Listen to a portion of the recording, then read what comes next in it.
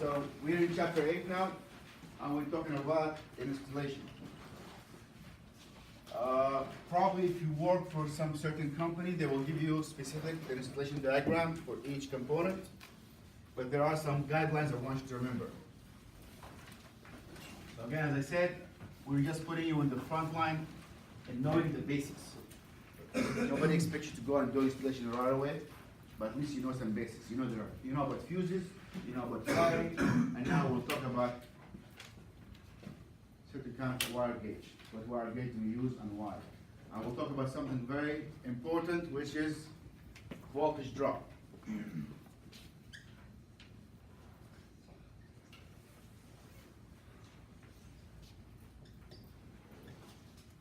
That's the main reason we have to do the proper wire gauge. So we talked about a lot of basic information, and we said thick wire has less resistance than thin wire. Do you agree? Thin wire, if you run a lot of amps through it, what will happen to it? It will heat. So, and that's not good. We also compare short wire to a long wire. Which one has more resistance? Long or short? Long. So the longer the wire, the more voltage drop you'll have. Long wire have high resistance, and according to Ohm's law, voltage equal resistance times amperage. So if I have high resistance, I'm going to have lower voltage. If the equipment does not give the proper voltage, which is plus or minus what percentage? 10%. And usually it's on the equipment specification. Usually it's labeled from the outside because they want the technician to be able to check the voltage. If the voltage drops by 10%, the equipment is not going to run properly. So plus or minus 10%. The voltage you're supposed to be getting at the receptacle is 120. What do you usually get? 118. 118, 117, 119, 120 is ideal, but you don't always get the same exact voltage. And that depends on how long the wire is. So that's, if you can remember that for the entire chapter, I'll be very happy. That there is a voltage drop. You can't install an AC in the ground floor and run a wire all the way to the 5th floor and expect to have the same voltage. Especially if we're running 14 gauge wire. It's long, it's thick, it's going to consume a lot of energy. So what is the solution to that? Change the wire or get a power booster. And probably you have to consult with the manufacturer what you are going to do. So if you look at mini splits, they'll tell you what is the length you can run your refrigerant line and what is the length you can run the wire. So you have to double check these things. Usually they give you up to 100 yards. 100 yards is a lot. That's 300 feet of wire to drop the voltage. So we'll talk about that a little bit.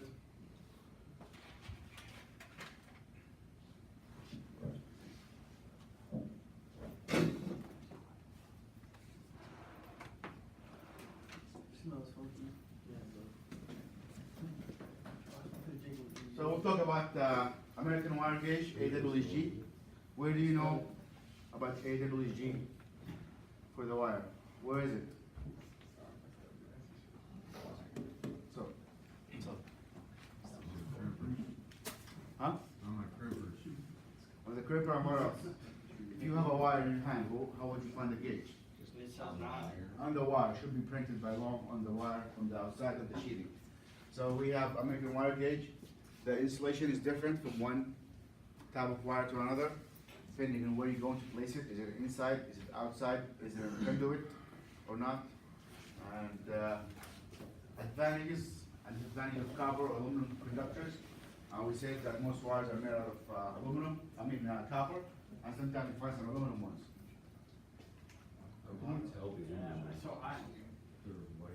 Something like with equal weight.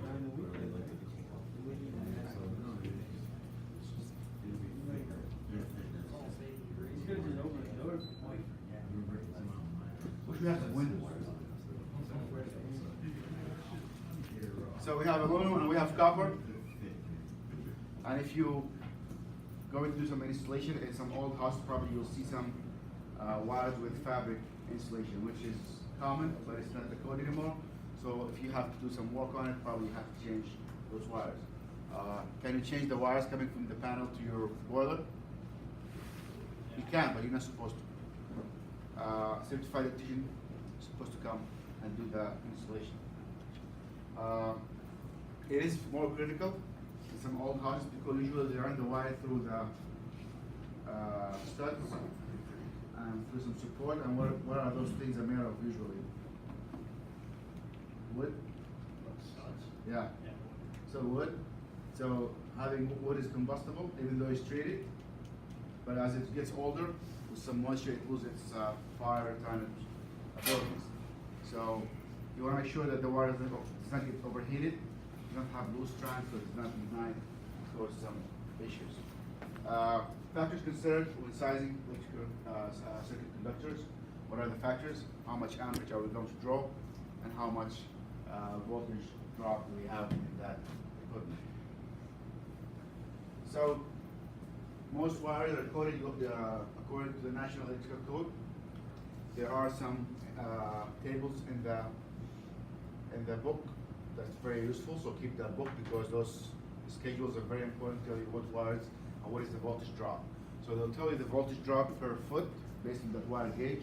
So you don't have to do the math yourself. You can just go and measure how long the wire is and estimate the voltage drop. Types of enclosures. We have different kind of conduits. Some of them are flexible, some of them are made of plastic, some of them are made out of metal. If we have a metal conduit, what do you assume is going to happen, or what will be connected to the metal conduit? It is conductive, right? So if a wire gets loose and touches the conduit, what's going to happen? Yeah, but what should be activated? The ground. So make sure the ground is connected. Each conduit and each junction box has a prong where you can connect your ground. Type, size of enclosures, types of electrical panels. What kind of electrical panels do we have? I've showed you the main one, and there are some also circuit breakers. How to install breakers on the circuit, and there's a breaker for 220 and a breaker also for 110. So you can distinguish between the circuit breaker from one type to another. And what else is on the breaker? I'm going to take one and have you look at it. This is a circuit breaker. If you look closely on the knob here, you see a number 20. What does that mean? 20 amps. Usually for residential, you have 15 amps going through the entire house. 20 amps probably you'll see it for the washer and dryer or for the garage. So mostly you're gonna have a lot of 15 amps and 120 amps. It will also tell you what is the wire gauge, the length, and what is the temperature expected to be for the wire. They tell you it's around 75. And they'll also tell you the limits for the voltage and the certification by the utility UL. What is that? That's this? It's a circuit breaker. So this is what's going to go into your panel, and the wire will come out right from here. And this is supposed to break whenever something the circuit. Usually if it's overloaded or there's a spike, it will break. Some of them when they break, they don't break completely, just come partially. If you feel there's a partial stop, it will stop partially, you have to reset it, go back and forth. You can help us, you can look at it. If it's broken, if it's fragile, you should change it. Sometimes get one that is certified. With these kind of equipment, you don't want to buy it from a store where you don't have any reliability or any warranty. And again, just remember when we talked about electrical tape, not any black tape, electrical tape. It has to be certified by UL. And I always advise that when you buy even power strips, you can buy an extension cord for like $3, an extension cord for $20. So they make a difference. If you get the IKEA ones, they are meant to be for a light bulb. So they're very thin, they're very fragile. Some of them do not even have ground. They're okay for some applications, but mostly if you're going to power something with a lot of amperage, you want to get certified power strip. So this is power strip is one of the things that you want to splurge on, because if it's going to be connected all the time, you want it to be reliable. Why? In case it overheats, in case the casing didn't get damaged by being tossed around, and if you work probably in a truck, probably have some certified power cord, and usually it's very thick, it's around 14 gauge. Usually it's stranded, it can take the bending. Usually the casing is very covered, and some of them have even plugs for the bronze when you're not using it, so they don't get any moisture in it. So there's a broad range of subjects when it comes to installation and wiring of gauges. So mainly we have two types, stranded and solid for wires, and also we have the gauge. So when you do electronics or boards, usually you can get away with using gauge 18. What wire do we use for thermostat? It's very thin wire. It's 18 gauge. For the HVAC equipment, it used to be 16. Now it's been upped by the code to 14 gauge. And we did talk about stranded wire and solid. So the strand will come with different strands in it. The solid is one piece of wire. You need to have both. Some will tell you that you're not supposed to connect stranded to solid. That is the code. And probably an electrician will not do that. You want to match the wires, because if you notice, if you put stranded with solid, they're not going to mesh very well, and they're going to connect very well. You need both for different kind of applications, and I will talk about each advantage and disadvantages. Let's go here.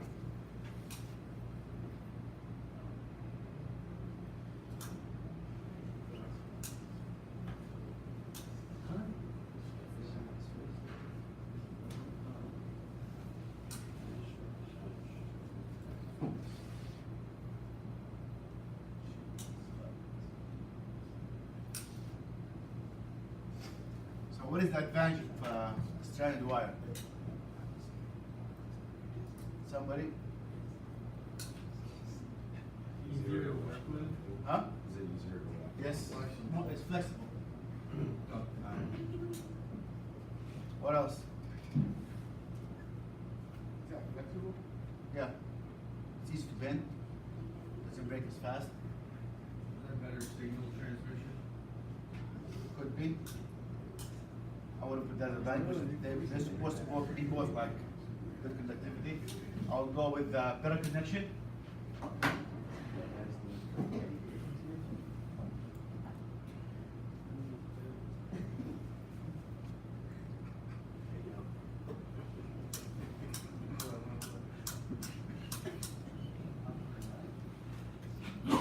Advantages? You can lose some strands. More expensive. It is more expensive.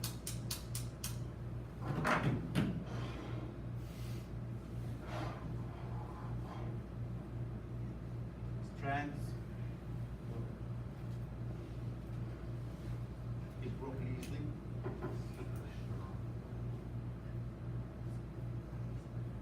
What else? It's difficult to connect, hard to connect. What's easier to solder? You can solder both of them easier, yeah. What does that mean? Good question. So if you have a terminal, like this one here. If you have stranded wire, the wire will be flatter.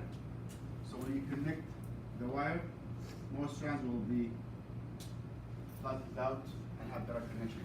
Meanwhile, if you have a solid one, it's gonna come out just like this. And you're gonna have the screw on top of it. And this is your area of connection here. Meanwhile, the strand will spread out and give you a better connection. Everybody got that? That's a good question. Solid wire. Or advantages? Durable? No.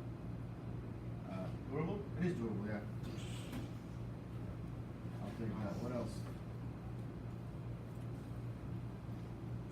Easier to connect.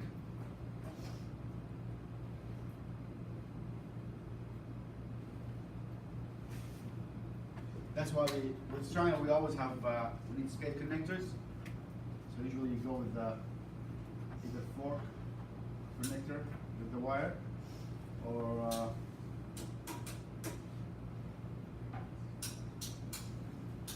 ring connectors, especially with terminals. With solid wires, it's very easy to just wrap around and connect, even though sometimes you don't get really better connection. Advantages, those are also easy to break.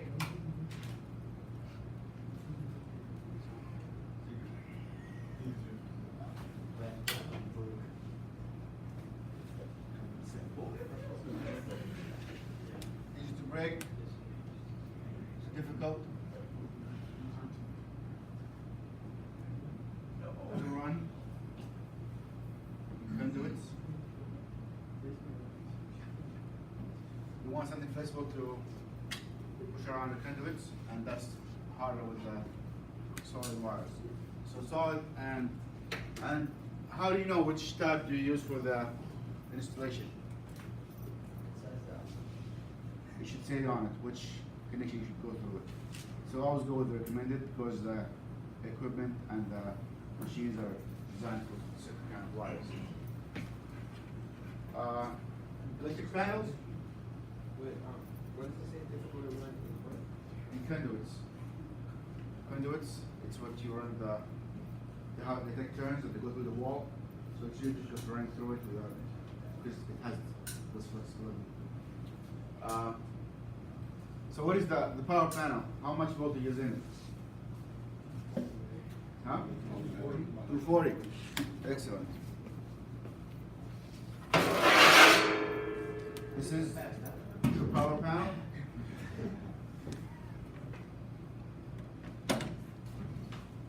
And this is the 240 circuit breaker. If you see, it has two legs, two hot legs. And if you look at the connection, each one of those connection is 110. I'm gonna put a picture, probably the final, to identify which is the hot leg and what is the neutral. And this is connected, if you notice, to two legs simultaneously. And it should give you a very solid connection. To connect, they're very solid, and two legs, so two hot legs. That's going to be your lines. So where's Yeah. the neutral? That's no one knows. Can't really see from it. You're gonna have a ground, you're gonna have a neutral. Right, Yeah. 'cause you just said you're gonna ask us where the neutral is. Yeah, if you have one leg, it's gonna run back, and this is going to be your neutral with ground. Neutral, yeah.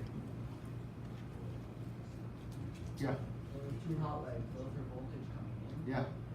So 110, 120, 120, supposed to be 240, and neutral, and ground.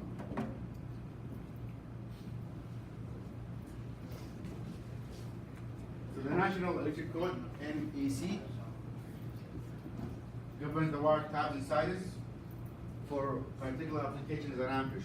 They are the ones who decided that we will have 15 amps, not 13, not 12 volt circuit breakers. And why is that? To have more consistency.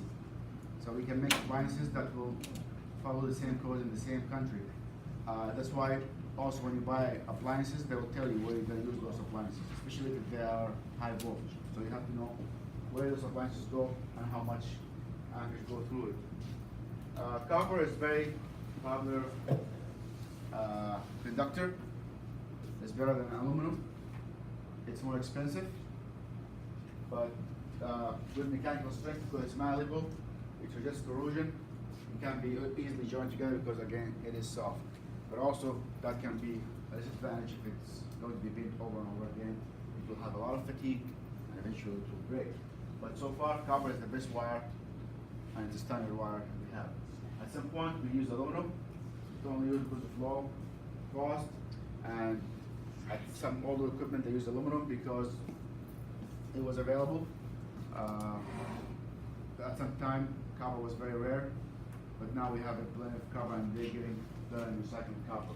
Copper is 100% recyclable. They corrode easily and has a tendency to become loose, and if you look at it, it's very oxidized, especially for stranded wires. Probably you will lose some strands. So when you look at stranded wire, it has a bunch of hairs in it. If you lose a lot of hairs, probably you're not going to have good conductivity. The wire is thinner, and you have lost gauge. So the best way is to cut and pull it again and uncover it, strip it. A lot of equipment, probably you're gonna have a lot of wiring and unwiring all the time. Over time, you will lose some strength. The wire will be shorter. If the equipment has very short wire, that is not very feasible to cut it and connect it properly. You should change the wire. That's always an issue. Do not use very short wire because the possibility if you don't have very good connection to get loose. And you will notice when you do a lot of connections on oil burners, you have to put everything together in a box. You don't want a lot of loose wires. So if the wiring is not sound enough, and you try to cram it in the box, probably one of them will get loose, and you have the ground activated. American wide gauge, define the wire size, list largest wire from 401 down to the smallest, which is 50. So from very, very thin wire. What do we use very thin wire for? So wire 16 is the minimum for thermostat. Thin wires are used for what? Huh? For some Ethernet, internet, telephones, and it's also used for thermocouples. Now we'll stop the video, please. So thermocouples, they can get very thin, depending on their sensitivity, and for sensors. If you look at your transformers or your phone charger, probably has very, very thin wire that is less than 16 gauge. Circular mill system sizing is a different system. We'll look at it at the book. But for us, we should worry about what we're going to use for our field. If you can remember that we're using gauge 16 all the way to 14. You might have actually, that's for HVAC. Control 16 to 18 wire. I think as we saw it's 14, probably you had to do this work with 14 gauge wire. What else? What's control? Huh? What do you mean by control? Like boards, electronics, usually have very, very thin wires. This is a snapshot of what you have in the book, and I'll give you the wire name and what is the temperature. That's very important to know what is the operating temperature, where is it going to be, inside or outside, and what is the insulation. Dry and damp locations, some of them will not be affected by the humidity. Type of insulation, AWG, 14 to 10. And they give you the sizing in millimeter and mils, and some of them require some outside coverings and some of them don't. So what is the difference between a cable and a wire? Size. No? There's no wires in it? Huh? There's no wires in it? Okay, you're getting closer. Resistant? Cables, a bundle of wires? Yes. So a cable is a bundle of wires. So you can have thermostat cable, which has 4 or 5 wires inside that are insulated from each other. That's a cable. If you look at the electrical cables for power, they have different strands in it, but they're not insulated. So I'll write this down so you remember. They are used in the trade interchangeably, but if you want to be accurate, cable, bundle of wires,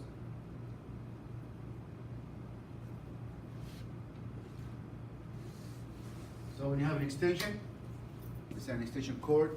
Cord is the same as the cable, and has a bundle of wires in it.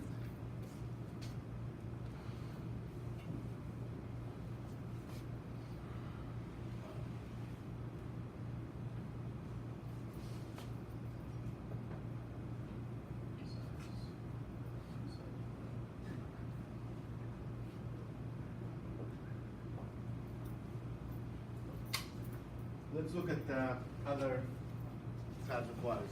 If you look at the temperature here, some of them can take a lot of temperature. 200 Celsius, which is a lot, 392 Fahrenheit, that depending on the insulation. Look at the insulation here. Paper, get something that's insulated with paper. However, the temperature is very low for the paper to operate around. And the fact if this cable or this wire is insulated or uninsulated depends on where you're going to put it. Is it within the wall? Is it underground? Is it buried? Is it exposed outside? Exposed wires outside require different insulation depending on where you're going to put it. It's going to be humid, it's going to be hot, it's going to be exposed to sunlight. If you have a wire that is exposed to sunlight, most likely you're not going to have plastic sheathing because plastic reacts very fast with UV. The emission is going to be crisp. Some of the tricks that we use to determine whether the insulation is good or not is if you see it being frail, falling apart, then in some areas or breaking, the wire has to be changed as soon as possible. Some people will hold the insulation to their fingers and run it through. If the insulation comes in your finger with the color, that means it's really deteriorating and it's time to change that cable wire. Again, there are different sizes of information for us. We will use AWG 14 to 16 or 18, and that should be enough for our usage. But if you need to change wires or if you get something new, you can go and check and see what is this requirement. So we said in the beginning we have to consider always the voltage drop and never exceed the manufacturer requirement for voltage drop. Insulation type, you'll get two wires, different prices based on the installation. So we always have the tendency to go for the lower price, the most economical. However, look for what is the wire conduit requirement and what is the insulation requirement. Enclosure, by enclosure they mean what kind of conduit it goes through. You know what a conduit is, right? It's that little tube where you run wire through it. And what kind of junction box do we use with that? Also, we want to look for the safety. Where is the wires running through? Is it running out of voltage? You don't want to put high voltage near water or near water pipes. So that is something probably you've seen in the past, that you'll see same kind of conduit or the same kind of path that the wire goes through next to the water pipes, which is not recommended. And we said before that in the past, probably the ground does not go to a rod underground. It goes into your water pipe. That's not the practice anymore. But if you see that, probably the building has been very old, and if you were to install anything new, you have to change things to be per code. And again, if you see something that doesn't seem like right, a lot of connection now, I've seen that before. You see a lot of water pipes near the control or near the burner with the wires. That's completely not the code anymore. The wire should be contained within where it is used and not with the wires. I've seen faucets or drains near the wire. So you don't want to, these wires were not designed to be moist, around moisture. It should be completely enclosed. When we do the wiring, I would love to see some nice skinny wiring with not a lot of loose wires. And if you can, put everything in the box securely, close it, make sure nothing is touching before you turn it on, and make sure everything is being grounded. Loose wire has a problem that it can be tugged on, can get loose, and you're also exposing the wire to too much element than it's supposed to. Voltage drop. I'll talk about that with some few examples and how do we calculate voltage drop based on each foot of wire. If it's not provided, usually it is provided on the wire. I'll tell you there's a voltage drop with a percentage for each foot, or per amount of amps for each foot. I will use that to do a voltage drop. So I'll stop now. I'll finish that Wednesday.